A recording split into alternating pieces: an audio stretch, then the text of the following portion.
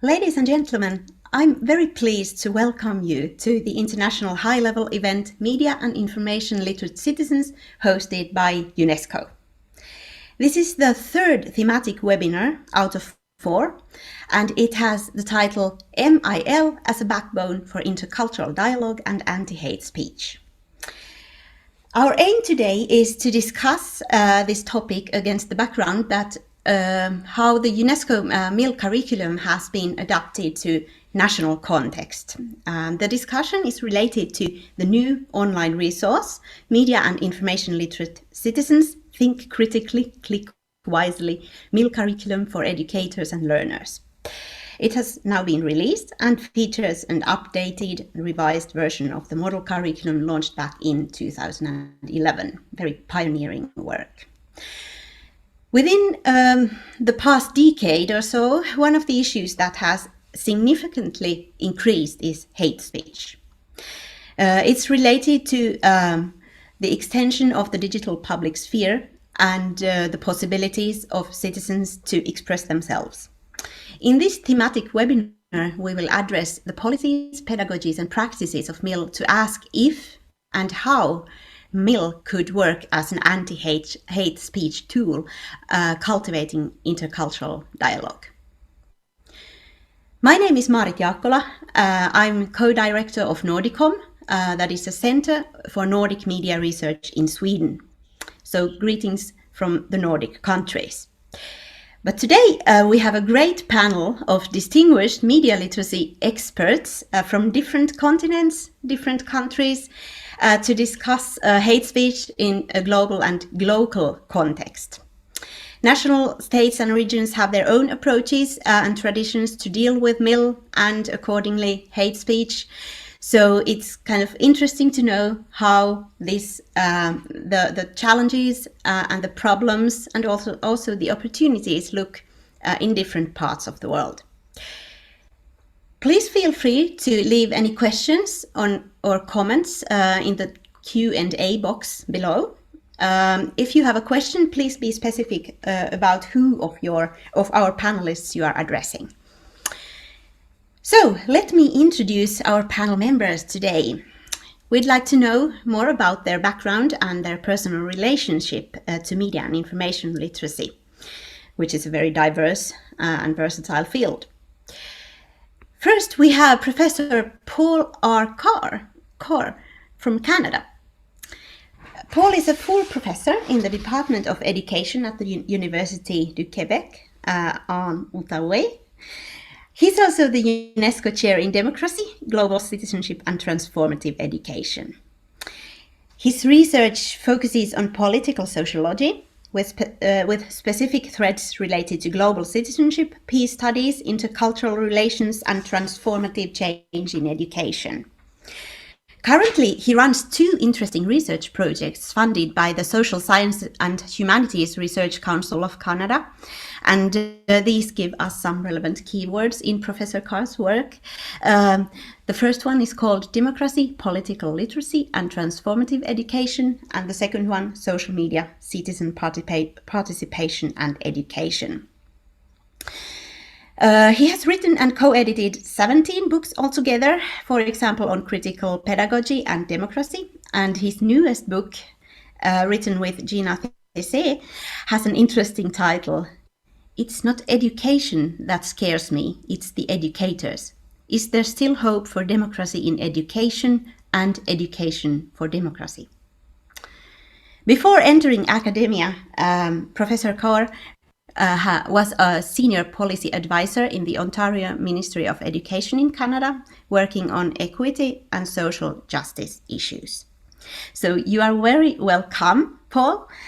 And I'd like to ask you, what are the most valuable insights you have gained through your research work with MIL and transformative education? Or actually, I'd like to pose you the question that is in your book title.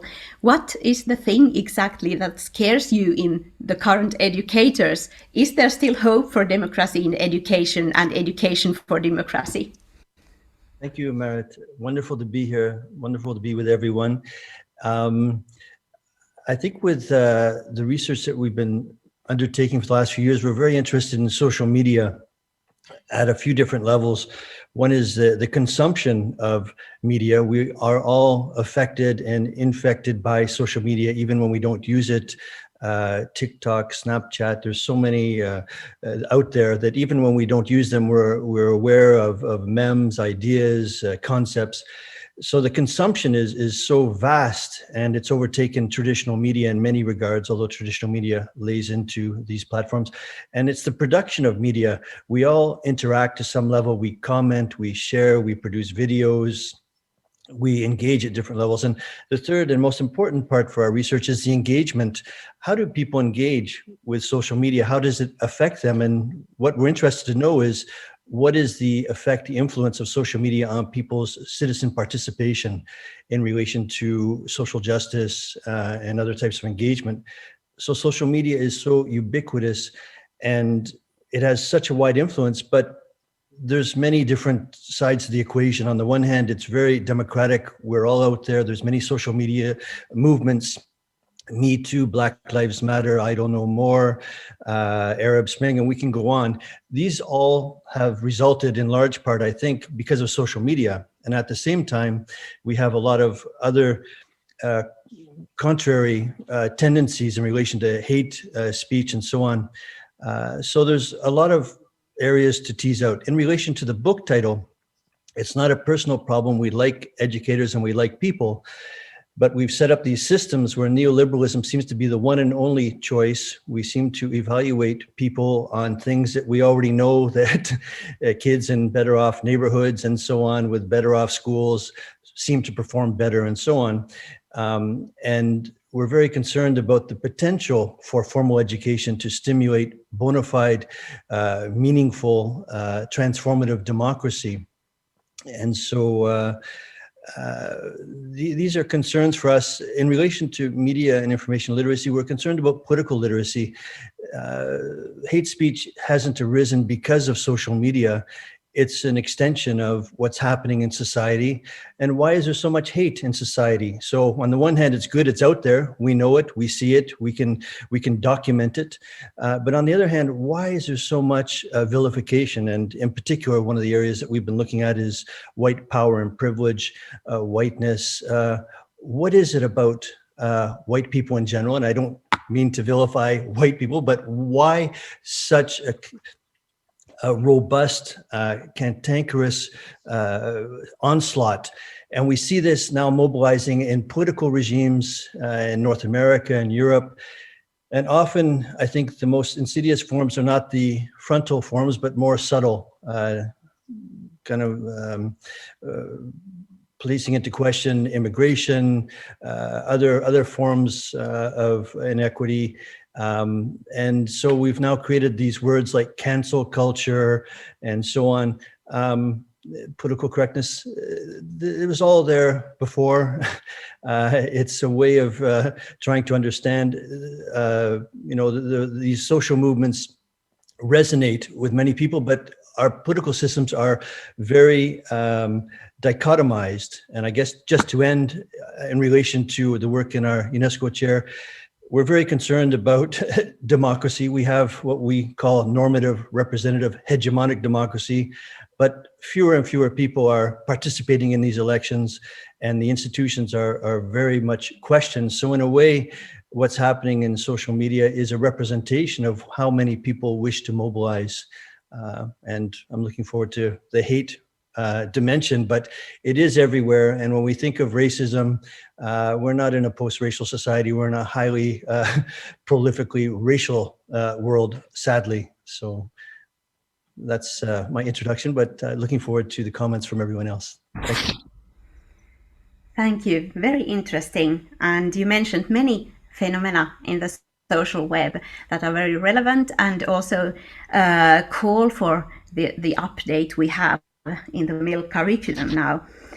So thank you. We'll discuss these things later, but as the second panelist, we have Professor Milena Dragicevic-Šešić from Serbia.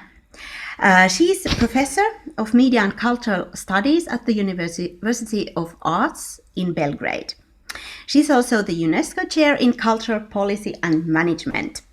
And she studied as a lecturer at the Faculty of Dramatic Arts in Belgrade in 1978. And for decades now, she has been dealing with media ethics, researching the impact of media, hate speech, and populist political communication in social, political, and cultural life. She has also been engaged as an activist and in activist contexts and created numerous training courses for teachers, museum and library workers, and cultural activists. You are very welcome, Professor Cesic.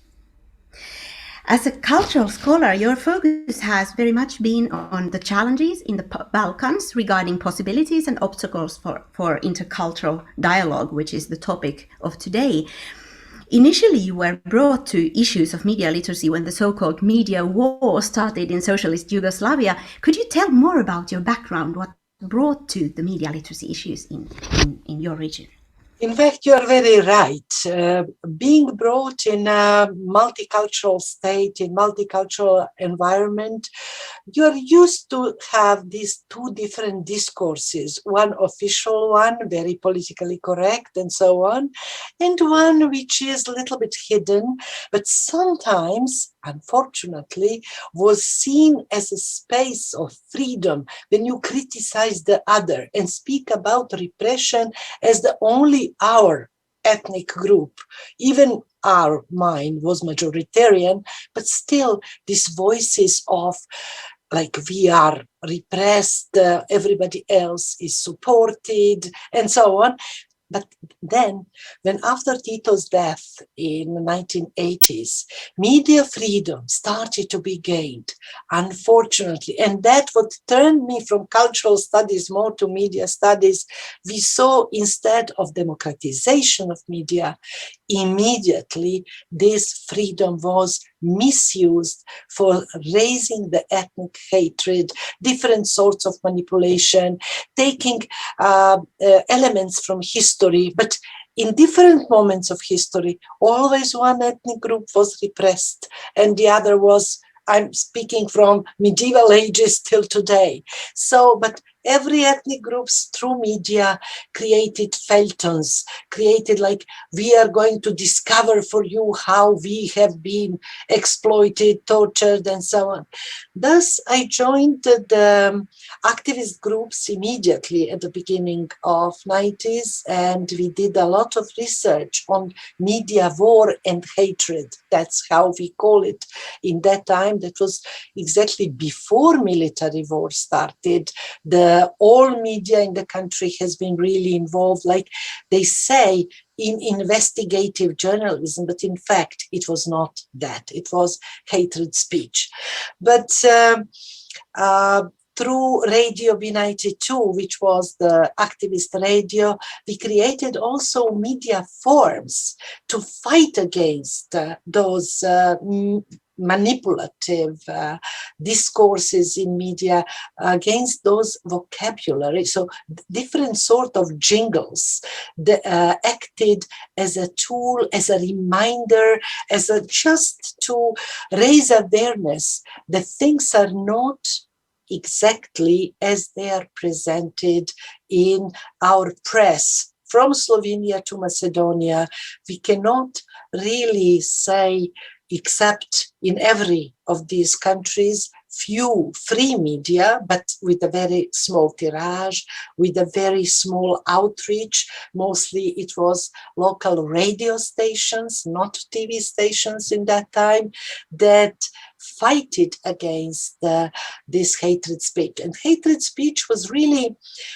used on a level to provoke the other, to offend the other, to deliberately use the words that you know that they are going to hurt the other community. Shqiptar for Albanian, Tsiganin for Roma, etc., etc. And we can, or in Croatia, the word gypsy, Tsiganin, was used for Serbs to offend them, and so on. So every nation had, or for Slovenes, there was invented a term, Austrian servants or something like that. So, but this the problem was that it was not only on social networks, that was even before social networks. So we cannot accuse social networks for everything.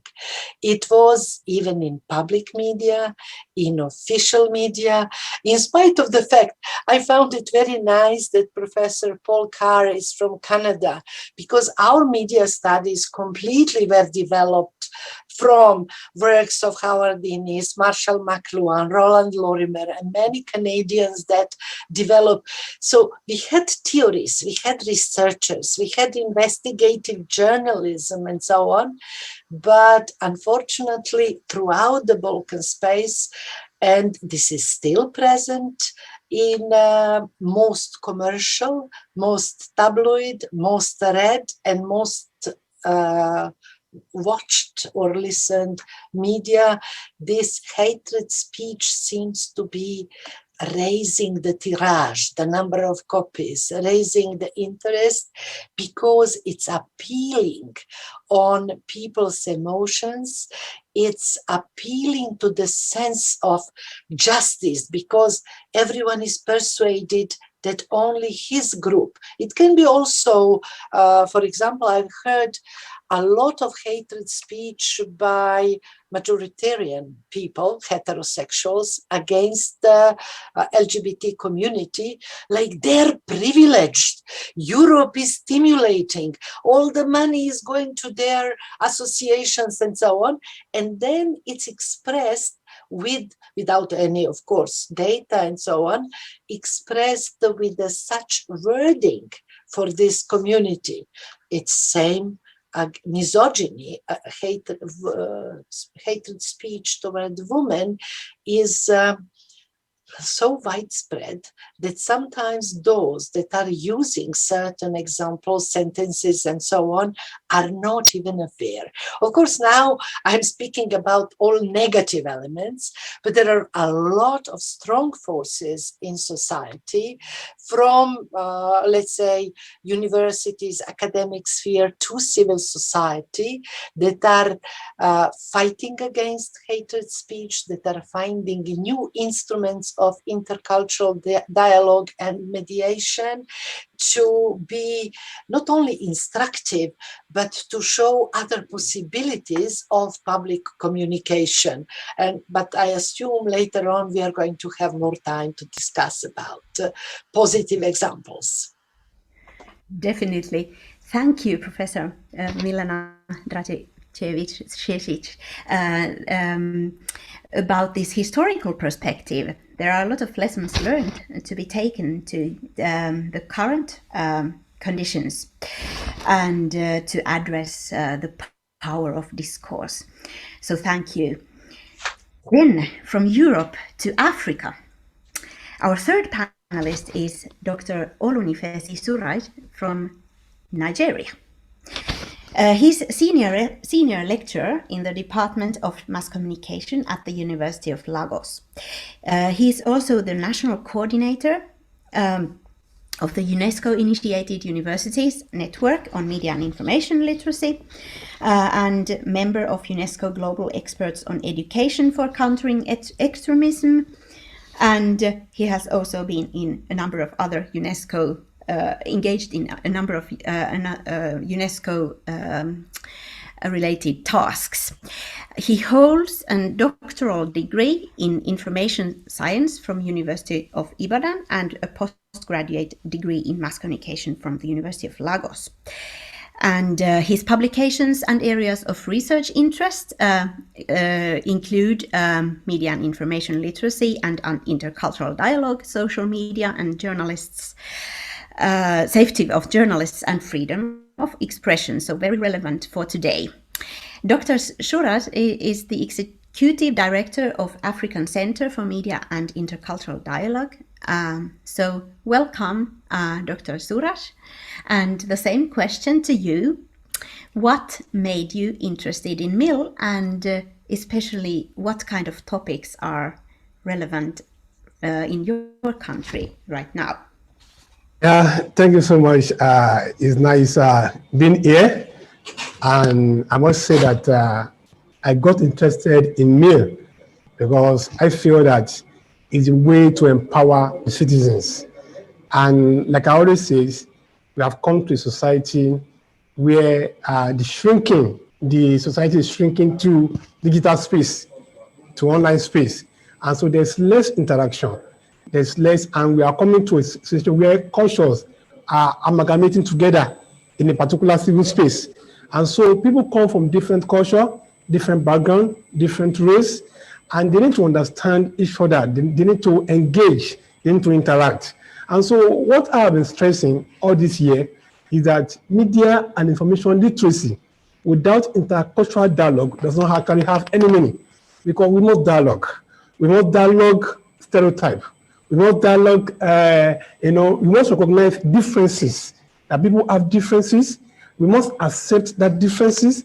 We must live with that differences. We must have that we must tolerate people based on their differences. We must have that intercultural sensitivity. We must be sensitive to culture, and we must engage people based on their culture. And I think this is where the conflict comes. Conflict comes when media stereotype people. Conflict comes when people don't want to recognize people's differences. Conflict comes, and this is where the hate speech comes. So when you look at the issue of propaganda, all the kind of stuff, they come from people who have political intention, and they foster this intention on people. So in a kind of way, I would say that there are three ways I'm looking at intercultural dialogue when it comes to media and information literacy. One, can we make free speech without going to hate speech? Is it possible? How can citizens express themselves, freedom of expression, without actually making an hate speech? Thirdly, is there any way that government can come out with a policy to regulate hate speech without bringing culture of silence? That is, without bringing about self-censorship on the part of the citizens? Is there any way that citizens can express themselves and the people can dialogue in such a way that they understand what anybody is saying? Then the fourth one that I'm really interested in is that, can we use the same social media? Because social media, like Paul Carl said, social media has been the echo chamber that promotes hate speech. Hate speech has always been there. If you go back to the First World War, the Second World War, hate speech played a very prominent role. And like Miliana said just now, hate speech, you find hate speech in other public media. It's always been there. But now we have a digital medium that aggregates all this speech and bring it to focus, bring the narrative to focus and the extremist content. Now the question is, now that we have come to live in this space called social media, is there any way we can use social media? We can bring about credible messengers, people who understood hate speech, who can analyze hate speech, who can see beyond the motives of those who are propagating hate speech, and who can be able to dissect hate speech and be able to counter it in such a way that they make the speech, kind of does not have the effect that those who are behind it want to make. And I think this is where the problem is. The hate speech will not leave. That's the truth about it. Hate speech will continue as far as we have social media. Hate speech will continue as far as people who are racist. Hate speech will continue as far as people who want to put up their own narratives. But the issue is this: people must be media literate, people must engage, and they must understand hate speech so that it does not affect them negatively. I think that is where the whole issue is. And I've done a lot of work on this. I've written paper on using social media for de-radicalization or de-extremism. I've also written paper on intercultural dialogue in a multi-class environment. That is just like Nigeria, that have diverse culture, diverse religion, diverse political narratives. So in a classroom, how can we start training these children so that we produce graduates who are global, who have the orientation of the global citizens, who can engage not only with their own tribes, with their own ethic, but with everybody around the world. I think this is where we are actually very down to. Thank you, Dr. Olugnesi Suraj, for adding a new perspective. Finally, to our fourth speaker, who is Bayan Tal. Mrs. Tal is a media literacy specialist with more than 40 years of experience from Jordan. Most of her career has been focused on supporting and empowering a new generation of young journalists and students with the skills they need to advance their careers and support their rights and freedoms. And she has spent the last 5 years at Jordan Media Institute, where she has led the design and implementation of donor-funded projects related to media communication and MIL. She has also been active in policy work. She has designed and led the first MIL project in Jordan in 2016 and assisted in drafting the national strategy for MIL in Jordan. So welcome, Mrs. Tal, and what's your personal relationship to MIL? Thank you so much. I'm so honored and grateful to UNESCO for this opportunity to be among these amazing, distinguished scholars. I started my obsession with media and information literacy in 2016, when a year after I joined the Jordan Media Institute, because we felt it is much needed for Jordan on many fronts. First of all, on the fact that we needed people to appreciate good journalism, because we're a journalism academic institute. And we could see that the media in Jordan and generally in the Arab world, because we also have students from the Arab world, was in a very bad shape. There's a lot, it is polarized, it is mainly owned by governments. There's not a lot of freedom for journalists to work and do their job properly, and not a lot of freedom for people to express themselves. So for us, media and information literacy is a tool for people, and because there is a mushrooming of social media platforms in our part of the world, it was important for people to be able to not just consume, but produce media and be active and wise users and consumers of media. And all these skills are under the media and information literacy. So it just so happened that UNESCO had issued a call for proposals that was funded by the European Union. And so I applied, I drafted the proposal and I applied, and we got the project. And so the idea was to basically just advocate media and information literacy, but we went far beyond that. We drafted a white paper on MIL for Jordan, and we analyzed the curriculum of 2 universities in Jordan. And we worked with these 2 universities, and we did a pilot project with 4 schools. Actually 8 schools, 4 girls and 4 boys schools. And we trained the teachers in these schools, who went back to their schools and started media literacy clubs for students who wanted to volunteer. It was not part of the school system. The classes took place either before school or after school. Because the project was so successful, the Minister of Education at the time came and visited the students, and he talked to the girls, and he was so impressed with what they were saying about the skills they acquired and how they were able to even help their parents who were arguing over a picture on WhatsApp, because it is very popular, especially with parents. So they were able to tell them how to check that image and the story behind it and all that. So they became very confident of the way they were using media, and they transferred not just to their parents, but to their peers as well. We were lucky enough for that Minister of Education to become the Prime Minister. So when he did, it was an opportunity for us to just go ahead and draft a strategy for Jordan, where we can include it and integrate it into all sectors. And it was adopted as a priority by the government in 2019.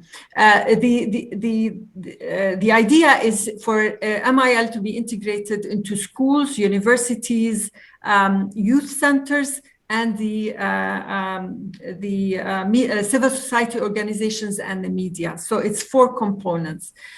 We've been very successful in acquiring and getting funding for all these components, and have been working diligently since then to integrate it. We have integrated MIL into 3 classes in Jordan, grades 8, 9, and grades 7, 8, and 10. And now we're working on curriculum for the rest of the grades. We've trained hundreds of teachers. The Ministry of Education is on board, and we're very lucky to be leading the region in integrating MIL on such a large and national scale. So to bring it back to hate speech and press freedoms, I think it's important that because of the exercises that we use, the examples that we use, we raise awareness on hate speech. We use examples from our own culture, from our own society, and we use role playing. I think it's very helpful. It's very constructive, and they become aware of the impact of hate speech or bullying on the recipient. And because we have also a media credibility monitor in Jordan called Akid, they also do reports on violations by media organizations and journalists, and we call them out when they do that. And so it's important to maintain the quality of journalism, and for people to appreciate good journalism. I think we can work from the bottom up and have a generation that appreciates good journalism and pushes for freedoms, because we're constantly on the lower scale of press freedoms. I think it's important for generations to appreciate these freedoms and appreciate good journalism, and we can do that through MIL, definitely. Thank you.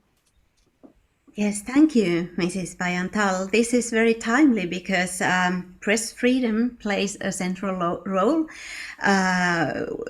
when we talk about hate speech, intercultural dialogue. It has the institutional side. And next week, on the 3rd of May, is the World Press Freedom Day.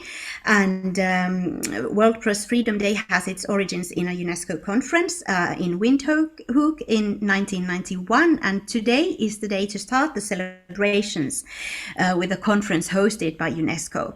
And this year's theme is quite appropriately, as you said, information as public good. And this specifically highlights the MIL capacities that enable people to recognize journalism as a vital part of information and as a public good.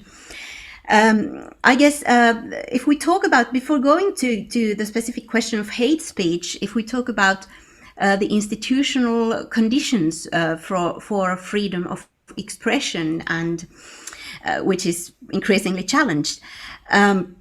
Different countries have very different conditions for developing MIL.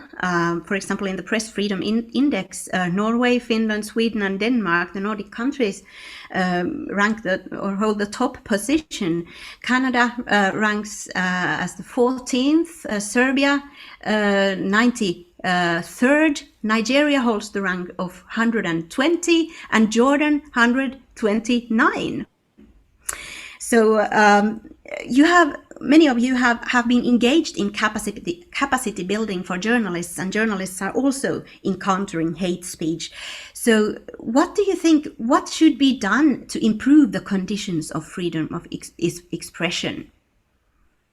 Do you have any examples from your countries, maybe in journalists training or in developing a specific type of news literacy to increase the transparency of journalism and also the understandings of the audience towards what journalism is? Maybe we could start by, if you want to answer this question, because Jordan was not at the top of the list.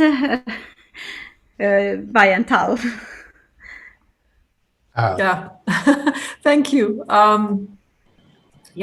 It's very tough. It's very tough.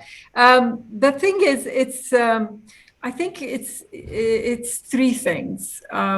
We need good education, good journalism education. Because the way things are, journalism education is way below what is required, way below the market, way below what is needed out there, does not represent what's happening in newsrooms across media organizations. So we need to reform, and we basically need a white revolution in journalism education. We need partnerships. It's very important to support civil society organizations in our part of the world who are doing the good work, who are trying to push for freedoms, to push for these skills for the public. We need to support independent media organizations who are also doing excellent work in Jordan, but are also facing the challenges of, restrictions and funding, because it's very difficult now to create the business model that will give them, they can continue the income where they can continue to do the work. Journalism is expensive work, and it's very important that they get the support they need. And we also need, finally, the political will. If the political will is not there, no matter what we do, it's always an uphill struggle. Maybe since two of us are guilty, two of us are guilty, Nigeria and Jordan. So maybe two of us now should now speak. Actually, she spoke very well from Jordan's side. From Nigeria's side, you must give a kind of credit to the activists, the NGO, the civil organizations in Nigeria. For instance, like he surely mentioned about political will, we don't have political will in Nigeria. I must confess that, because we have people in leadership who are promoting hate speech bill and social media bill, anti-social media bill. And when you look at the content of hate speech bill, it's ambiguous what definition of hate speech actually is. When you speak against government, it's considered as hate speech. Government use regulatory bodies to sanction media houses for expressing what you consider as a normal free speech. That's why I said that we need to differentiate between hate speech and free speech. So, but the NGO rose to the occasion. They fought government to drop the hate speech bill because they felt that that bill was not in the interest of the masses. It's to protect governance and the individuals who are using that law to clamp down on freedom of expression, to clamp down on online narratives, to clamp down and to create a kind of culture of silence. And so the NGOs in Nigeria as organization, and we also are part of them, activists. I appear on TV several times and condemn the bill and rose against it. Now we're able to shut down a speech bill. Now also social media bill, that is to monitor social media, to contain it, was also shut down. So you see that, I think if you use the index very well, Nigeria civil organizations, the NGOs, have been foremost in defending freedom of expression, and so far they've been able to achieve it. And I must mention an organization called SERAP. SERAP has been taking government to courts and saying that you don't have the right to do this, you don't have the right to curtail speech. So we're in part of this world. Nigeria, where we may be down because of we don't have political will. But I must tell you that the citizens are aware of their rights. There is increasing awareness to freedom of expression. And when you look at narratives right now in Nigeria, you see the so-called anti-SARS, and you see something also coming up right now where the online social media are coming out with information that will not stay in the public purview, that the government want to silence it. So one way or the other, I think the missing link, the negative, is the political will. But I will tell you that in terms of rights, citizen rights, freedom of expression, pushing for those narratives, the Nigerian government, the Nigerian civil organizations, the NGOs, the academics have been on the front to fight. And we're not alone too. Many journalists have been jailed, but yet we are campaigning against it. And so the civil organizations here are very, very active in defending freedom of expression. Yes, thank you. But yeah, you're talking about hate speech, and we should be talking about hate speech. But according to the United Nations, there's no internationally shared or legal definition of what actually is hate speech. And the characterization of what is hateful is also very controversial, disputed. We tend to have many descriptions, terms to capture hate speech. We talk about intolerance, negative stereotyping, exclusion, discrimination. You have also mentioned many terms to denote this phenomenon. How would you define hate speech, and how should it be detected? What about Professor Milana Cesic? I think that hate speech can exactly be defined as deliberate intention by message and discourse to offend, humiliate, ironize the other, and to put it in a very, position that the other do not have neither access to media to defend itself, neither, or even if succeed somehow to appear on some media, it's going to be again 10 times more paid back, this kind of public humiliation, ironizing, and so on. And I would like to underline what Suraj was saying about importance of civil society in fighting for the, let's say, culture of speech, dialogue, and tolerance. And the problem, of course, you mentioned that, is political will. In fact, I have to say that we have good journalists, that we have excellent education for journalists.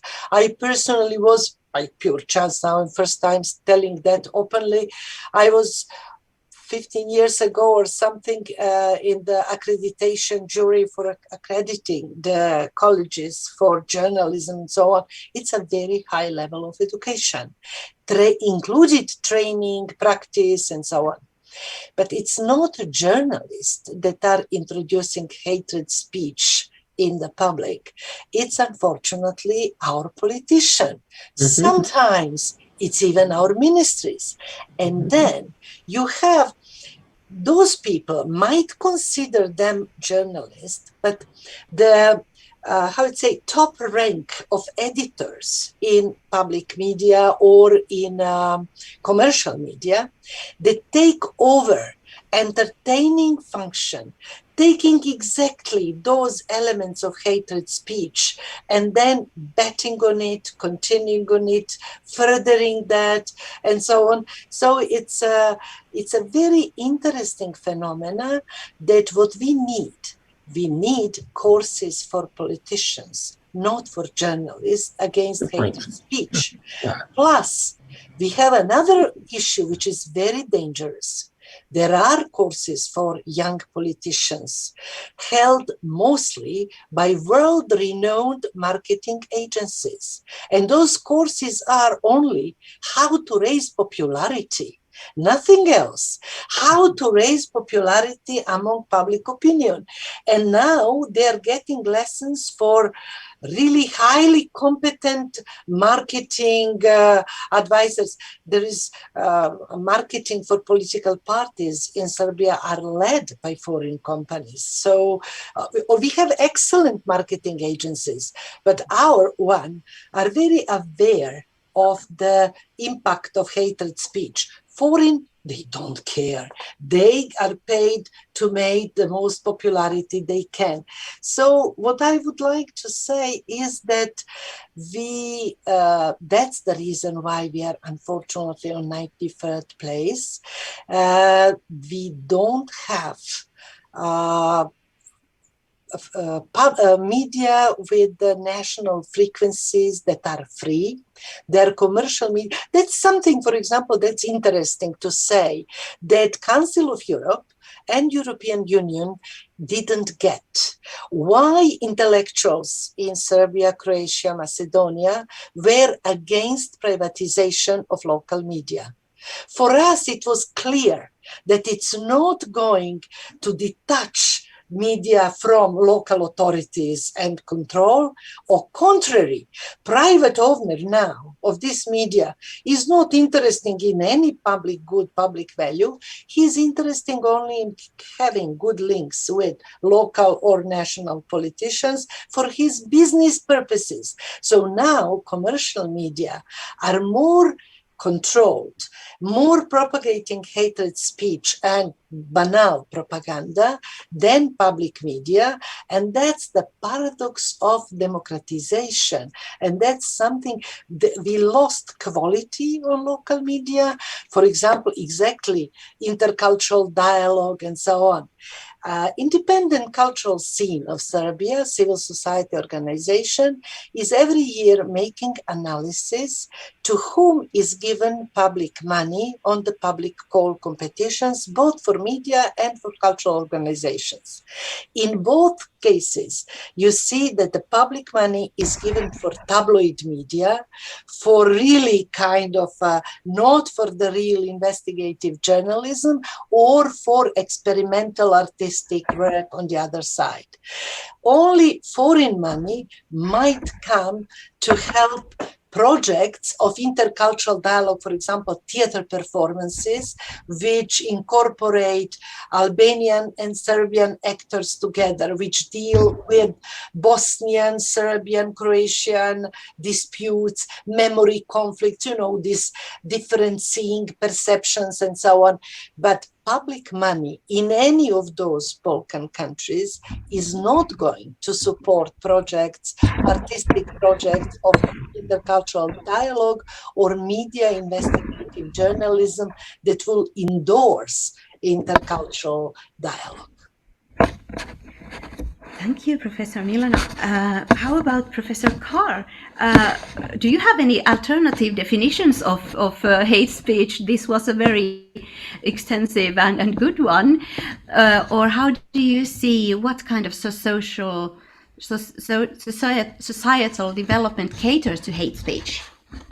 Yes, thank you, Elena. A very comprehensive and interesting discussion. I think that hate speech is it has many forms, and I would like to just step back a second. And I think the field, the profession of journalism, I'm not going to say it's on its knees, but it has been significantly diminished. And I think the control of mass media, political organizations, and this is why there's a flourishing of alternative, independent media outlets, citizen journalists, activists around the world. There just isn't a lot of hope in kind of formal journalism. I'm not saying that they're not good people doing good work like educators in schools, but the framework. And I think, as Chomsky has said, you can say whatever you want as long as it's within these two little goal lines. And just as an example, for example, in the United States, there are 20 soldiers or veterans who commit suicide every day.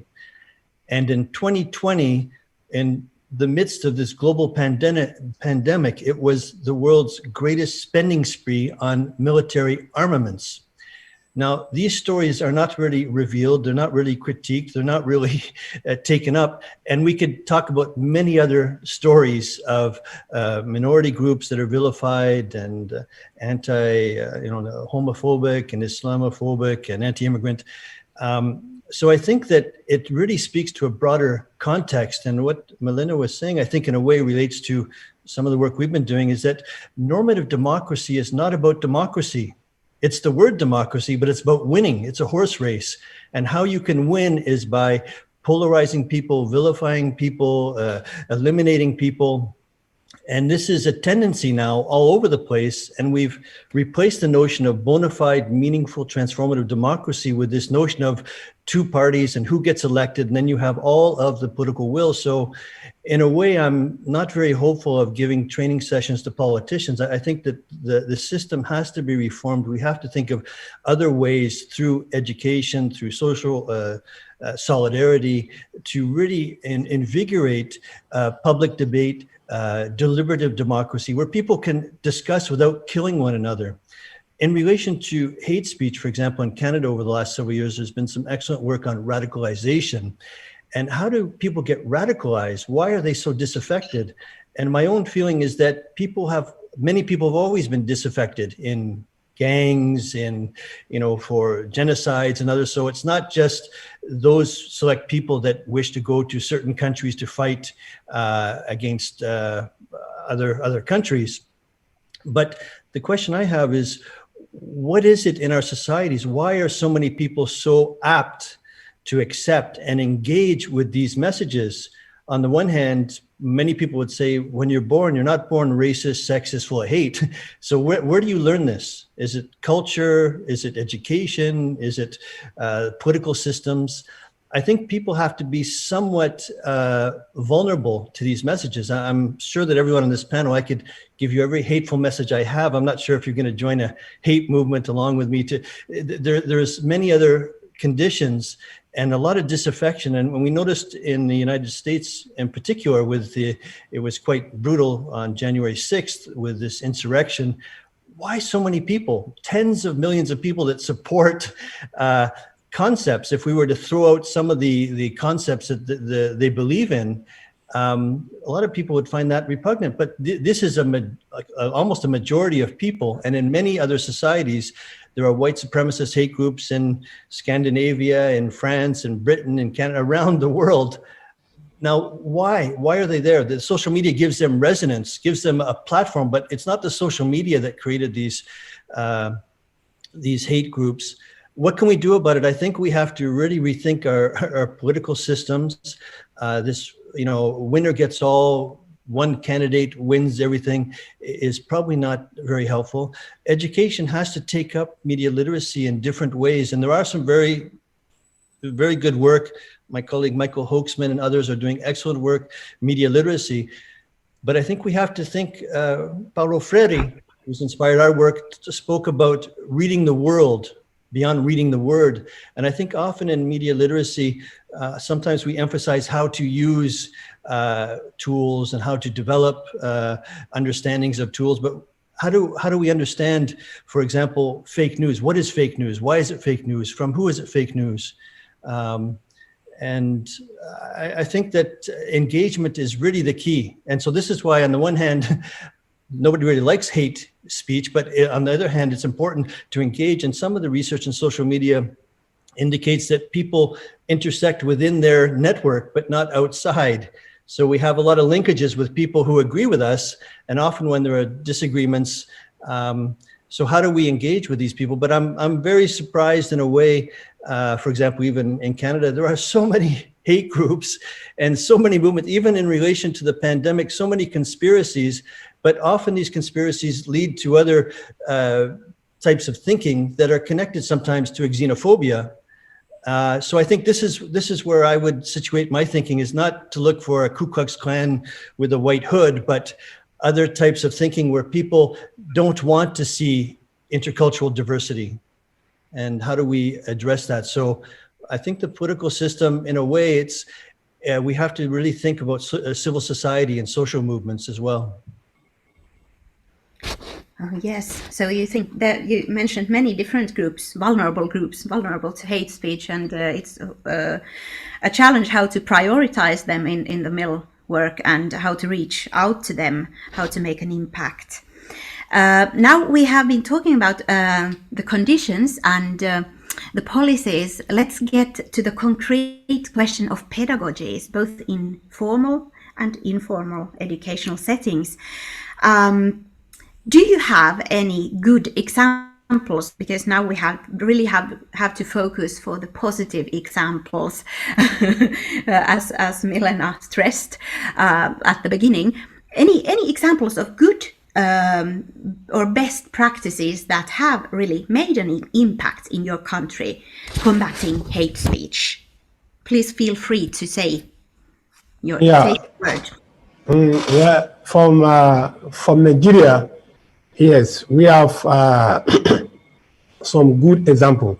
But I would say that if you not major on best practices, you should talk about continuous best practices, because best practices put a kind of slab on what you can achieve. So in Nigeria, for instance, some of us, I think we came together, academics and non-academics, we come out with a comic book a comic book that teach young ones, because we see that children are the most vulnerable, because once their mind have been shapen, they go with that mentality all the way up. So we want to come up with comic books, and those comic books I think we give it to UNESCO, can be shared around the whole world, about illustrative diagrams and on intercultural, alignment, how you can understand people's culture, how you can relate with them, how you can frame your language so you don't create tensions and come society. That is one.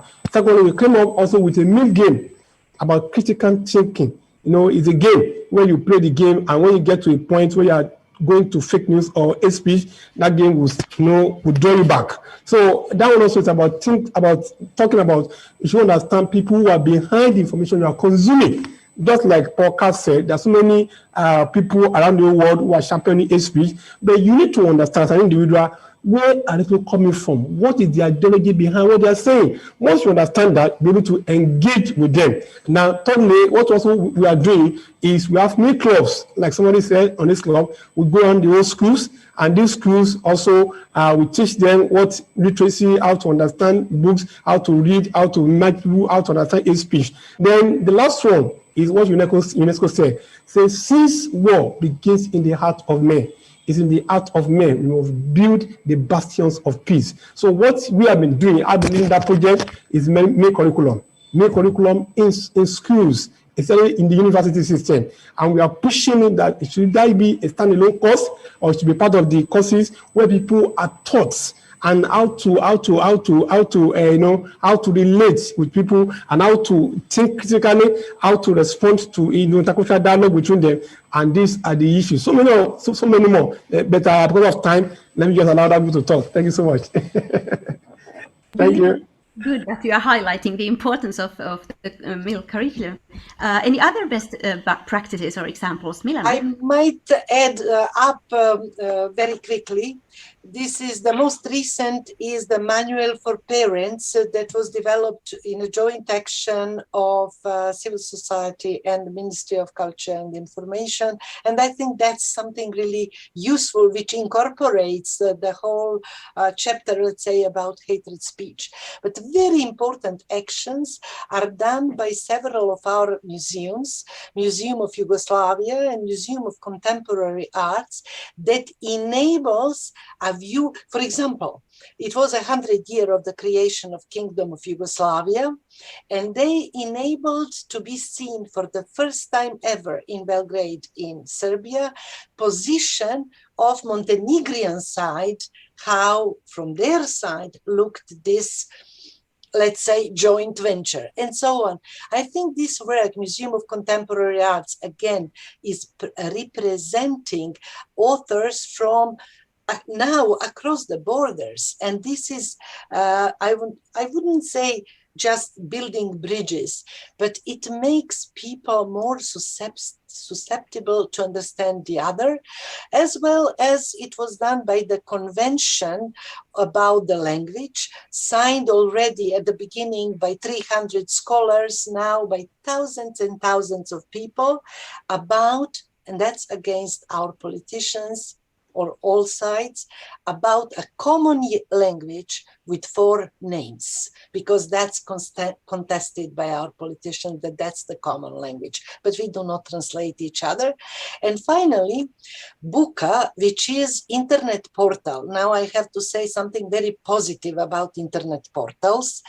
Buka is from Banja Luka, and they created a video clip against hatred speech called Hate Slovenia, because it sounds like Hey Slovenia, our former anthem, but now it's Hate Slovenia, Slavs. And it really puts in front the usage of the language, how we address each other in a pejorative way, Serbs, Bosnians, and Croats. And this was seen in 2 days by 5 million people.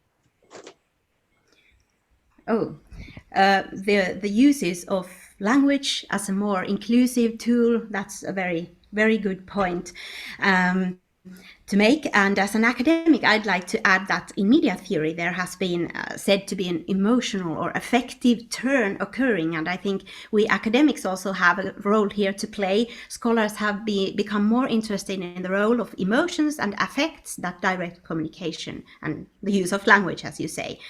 So to create a common and more inclusive language and an understanding of it is important, and this has to be made in collaboration with different stakeholders, of course. But dear panelists, dear audience, it would be nice to continue this discussion, but it's time to wrap up because our time is up. Thank you so much for joining us today, and thank you, our dear panelists, for sharing your valuable insights today. Thank you all who asked questions and followed the discussion. Let's celebrate the World Press Freedom in the upcoming days and continue to develop approaches that can make a difference. Thank you and have a nice day.